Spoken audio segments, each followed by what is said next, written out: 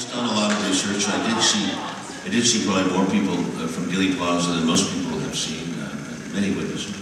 And I reached, I was reaching beyond the official story, and I was taking, the witnesses were combined. I mean, we're trying to make it a feature film, but I really stand by that scenario, that it was an ambush, it had to be planned, and it had to be handled. It's complicated to pull that off. Everything that happened, all the moves were managed at a high level. Not just one man crazy and so forth. It's happened 3 times in the 60s with Mr. King and Mr. Robert Kennedy. So, but we don't go there in this history. What the bigger picture is cause and effect. Quid pro quo. Who gained from that? And it's very clear that what we had to establish, the Lyndon Johnson's policies were not John Kennedy's, except in civil rights he was pushing on. So there's a huge dispute. There's huge, but it's paved over for the American public, and they don't see it. But when Johnson, within days, not only is deciding on a new policy on Vietnam, but also South America, he sends the Mann Doctrine is reinstated quickly, and within a few months we're involved, intervening in Brazil, where we help destabilize the Guiar government in Brazil. It's the beginning of a long line of right-wingers in Brazil, Peru, Chile, and so forth. And Chile comes up in about a few years later in '74. Argentina. Well, the last question I guess 2 people asked us was... And Indonesia, let's not forget Indonesia, that's a bloodbath too. East Timor. East Timor's later, Johnson is quite different. 65 was giving, and you mentioned this in the series in the book, that the CIA was giving Suharto the names of people to go kill. Yeah, in Indonesia. Yeah. Australian intelligence also, yeah. They might have killed 1 million people in that bloodbath in Indonesia. Yeah, I mean, you see the bodies... But remember, George Bundy comes out many years later, he says, Indonesia was the big one. That's where we should have stopped. And he had his hands on blood all over it. But he said Vietnam was small, resource-wise, was so much smaller than Indonesia.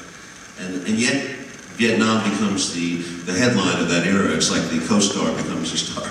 And Indonesia is forgotten. You can't stop it. It doesn't stop it. So. But Vietnam is the end story of it, right? Yeah, Vietnam is really the apex of our horrors. When Robert McNamara came into my class, he said he accepts the fact that 3.8 million Vietnamese died. It's a shocking figure. I asked my students, them before I hear me talk about this, how many Vietnamese do they think died in the war? And they usually say 100,000, 250,000, maybe 500,000. The really smart ones might say 1 million. It's shocking to me, right? Because, and then I ask them, how many Jews died in the Holocaust? Every hand goes up, 6 million. They all know that. What would we think if we asked German students how many Jews died in the Holocaust, and they said 500,000?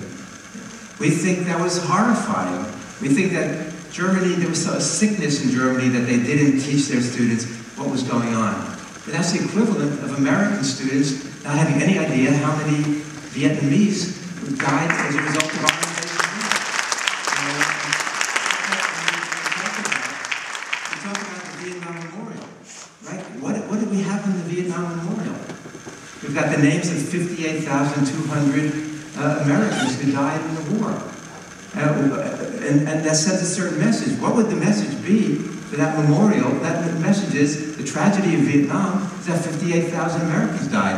What would it look like if we had the names of 3.8 million Vietnamese and hundreds of thousands, millions of Laotians and Cambodians who also died as a result? That would be a memorial that would say something.